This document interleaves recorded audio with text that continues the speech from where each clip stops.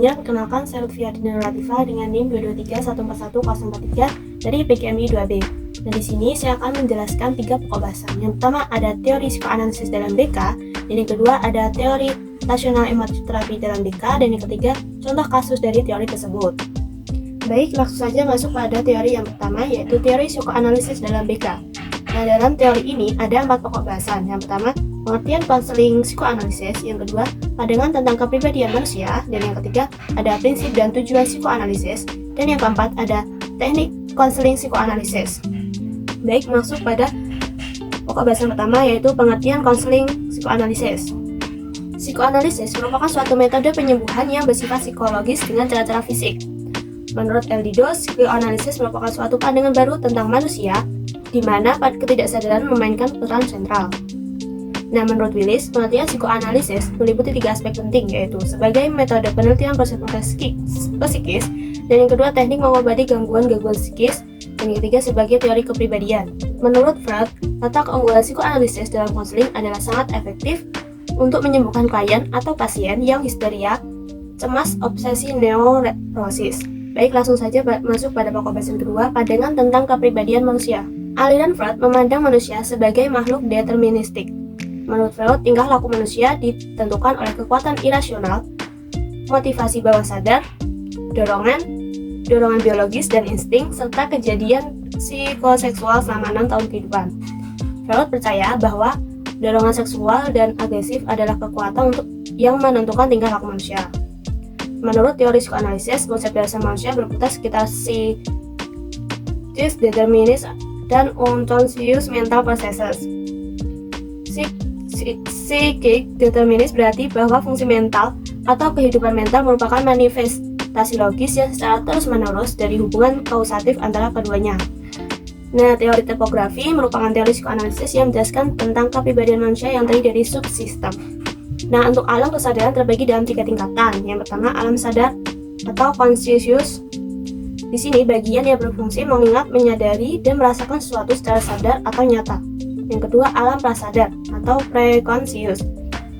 Bagian kesadaran yang menyimpan ide, ingatan, dan perasaan yang berfungsi mengantarkan ide, ingatan, dan perasaan tersebut ke alam sadar jika individu tersebut berusaha mengingatnya kembali. Dan yang ketiga, alam bawah sadar atau unconscious. Alam bawah sadar ini bagian dari dunia kesadaran yang paling menentukan terbentuknya kepribadian individu. Dalam dunia kesadaran atau awareness, individu terdapat pula subsistem struktur kepribadian yang berinteraksi secara dinamis. Antara lain, ada ID, merupakan subsistem kepribadian yang asli yang dimiliki individu sejak lahir. ID lebih didorong pada prinsip kesenangan untuk pemuasan keinginan. Jika keinginan tidak segera terpenuhi, akan timbul rasa kecemasan. Yang kedua ada ego. Di sini ego berusaha untuk memuaskan keinginan ID dengan cara realistis dan dapat diterima oleh kondisi lingkungan sosialnya. Yang ketiga ada superego. Di sini bekerja berdasarkan prinsip moral yang orientasinya bukan kesenangan, tapi pada kesempurnaan kepribadiannya. Lanjut pada pokok bahasan ketiga, ada prinsip dan tujuan psikoanalisis. Tujuan utama konseling dalam pola pikir psikoanalisis adalah membuat kesadaran atau conscious hal-hal yang tidak disadari konseli. Ketika hal-hal yang telah ditekan di alam ketidaksadaran dimunculkan kembali, maka masalah tersebut dapat diatasi secara lebih rasional dengan menggunakan berbagai metode. Yang pertama, menolong individu mendapatkan pengertian yang terus-menerus tentang mekanisme penyesuaian dirinya. Dan yang kedua, membentuk kembali struktur kepribadian konseli dengan jalan mengembalikan hal-hal yang tidak disadari menjadi sadar kembali, dengan menitik beratkan pada pemahaman dan pengalaman-pengalaman anak, terutama usia 2-5 tahun, untuk ditata, didiskusikan, dianalisis, dan ditafsirkan sehingga kepribadian konseli bisa dikonstruksi lagi. Nah, untuk prinsip psikoanalisis sendiri, dalam gerakannya, prinsip psikoanalisis mempunyai beberapa prinsip, yaitu prinsip konstansi. Di sini artinya bahwa kehidupan psikis cenderung untuk mempertahankan kualitas ketegangan psikis pada taraf yang serendah mungkin, atau setidaknya taraf yang stabil. Dan yang kedua, prinsip kesenangan. Di sini artinya kehidupan psikis cenderung untuk menghindarkan ketidaksenangan dan sebanyak mungkin memperoleh kesenangan. Nah, yang ketiga, prinsip realitas. Di sini prinsip kesenangan yang disesuaikan dengan keadaan nyata. Lanjut pada pokok bahasan keempat, ada teknik konseling psikoanalisis.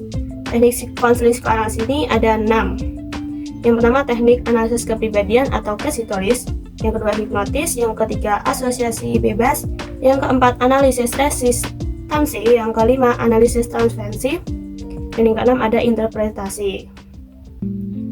Maksud dari teknik analisis kepribadian atau case historis di sini pendekatan dinamika penyembuhan gangguan kepribadian dilakukan dengan melihat dinamika dari dorongan primitif atau libido terhadap ego dan bagaimana superego menahan dorongan tersebut. Yang kedua hipnotis atau hipnosis. Hipnosis bertujuan untuk mengeksplorasi dan memahami faktor ketidaksadaran yang menjadi penyebab masalah. Yang ketiga ada asosiasi bebas. Di sini merupakan suatu metode pemanggilan kembali pengalaman masa lalu dan pelepasan emosi-emosi yang berkaitan dengan situasi traumatis dari masa lampau. Di sini asosiasi bebas bertujuan untuk meninggalkan cara berpikir yang biasa, menyensor pikiran. Dengan cara ini, ID diminta bicara, sedangkan ego dan superego tinggal diam. Yang keempat, analisis resistansi. Di sini adalah melakukan analisis terhadap sikap resisten konseling.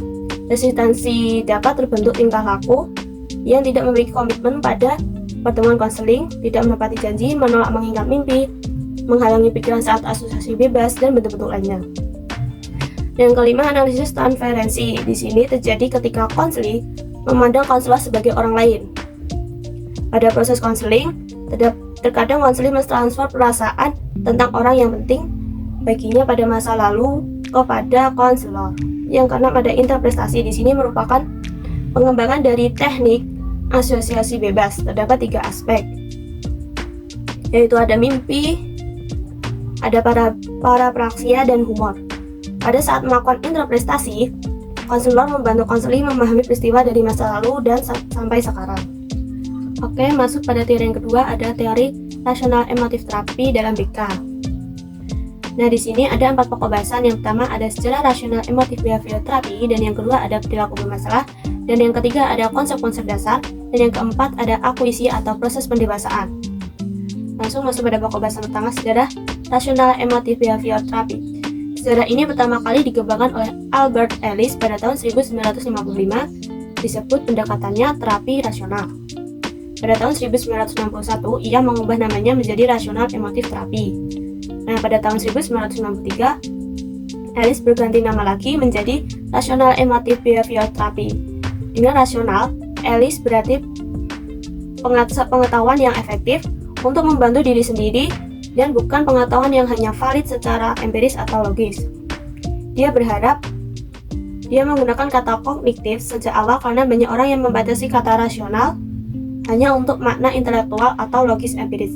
Akal manusia didasarkan pada cara rasional untuk memutuskan keinginan atau preferensi mana yang harus diikuti, dan oleh karena itu didasarkan pada pikiran, perasaan, dan emosi. Pada pokok pembahasan kedua ada perilaku bermasalah. Di sini perilaku bermasalah ada pertama, keyakinan bahwa orang dewasa harus dicintai oleh orang lain dalam segala hal yang mereka miliki. Yang kedua, ada pandangan bahwa tindakan tertentu mengerikan dan buruk. Yang ketiga, pandangan bahwa ketika sesuatu yang tidak kita inginkan itu mengerikan. Yang keempat, ada pandangan dari mana kesengsaraan manusia berasal dari faktor eksternal. Yang kelima, ada pendapat bahwa lebih mudah untuk menghindari kesulitan dan tanggung jawab. Yang keenam, ada pandangan bahwa segala sesuatu yang terjadi mempunyai pengaruh yang sangat kuat terhadap kehidupan. Yang ketujuh, ada gagasan bahwa kita benar-benar membutuhkan sesuatu dari orang lain. Yang ke-8, ada pandangan bahwa kita harus memiliki kepastian dan kontrol penuh atas sesuatu. Yang ke-9, ada keyakinan bahwa itu harus kompeten, cerdas, dan untuk mencapai semua kemungkinan. Yang ke-10, ada pandangan bahwa kita tidak dapat benar mengendalikan emosi kita. Lanjut pada pokok bahasan ketiga, ada konsep-konsep dasar. Di sini ada tujuan fundamental dan tujuan primer, ada emosi, kognisi, dan perilaku. Yang ketiga ada emosi sehat dan tidak sehat. Yang keempat ada 2 kecenderungan biologis. Dan ada juga teori ABC kepribadian. Dan juga Ellis membagi sistem kepercayaan menjadi 2 kategori dasar, yaitu keyakinan rasional dan irasional. Pada pokok bahasan keempat yaitu akuisi atau proses pendewasaan. Di sini Ellis menganggap bahwa psikologi hanya memfokuskan pada orang-orang yang awalnya menjadi tidak logis dan bahwa ini sama sekali tidak menunjukkan bagaimana orang mempertahankan perilaku tidak logisnya atau apa yang seharusnya dilakukan untuk mengubahnya. Akan tetapi ada 3 untaian utama yang dapat diidentifikasi. Yang pertama ada biologi, yang kedua belajar sosial, dan yang ketiga ada memilih kondisi rasional. Nah, dalam bab akuisisi atau proses pendewasaan ini ada terapi. Nah, tujuan dari terapeutik ini ada 2, yaitu untuk tujuan perubahan intelijen dan tujuan perubahan elegen. Untuk tujuan perubahan intelijen ini adalah perubahan yang terfokus, kebanyakan berupa penghilang gejala dan menaikkan kognisi, emosi, dan perilaku yang menyertai perasaan self-defeating. Nah, untuk tujuan perubahan elegan ini adalah perubahan yang melibatkan klien-klien yang mengalami gangguan untuk menciptakan perubahan ideasional dan filosofis yang cukup besar, yang membantu untuk membebaskan dirinya dari gangguan berbagai situasi yang bukan untuk masalah emosional perilaku yang menjadi alasan utama mereka untuk datang ke psikoterapi. Baik, langsung saja masuk pada pokok pembahasan yang ketiga. Nah, di sini saya akan memberikan satu contoh kasus yang berhubungan dengan teori psikoanalisis. Nah, di sini saya mengambil contoh seseorang, sebut saja namanya Ana, berumur 20 tahun. Dia berasal dari keluarga yang cukup kaya. Nah, apapun yang dia inginkan pasti akan terpenuhi oleh kedua orang tuanya.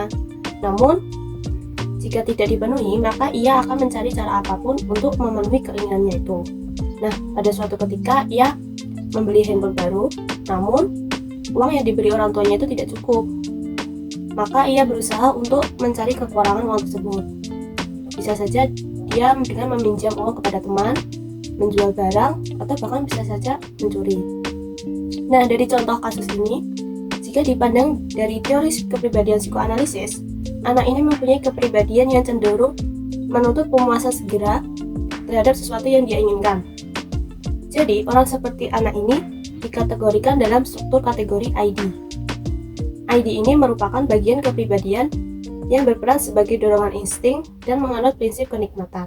Baik, cukup sekian yang dapat saya sampaikan. Semoga bermanfaat. Terima kasih.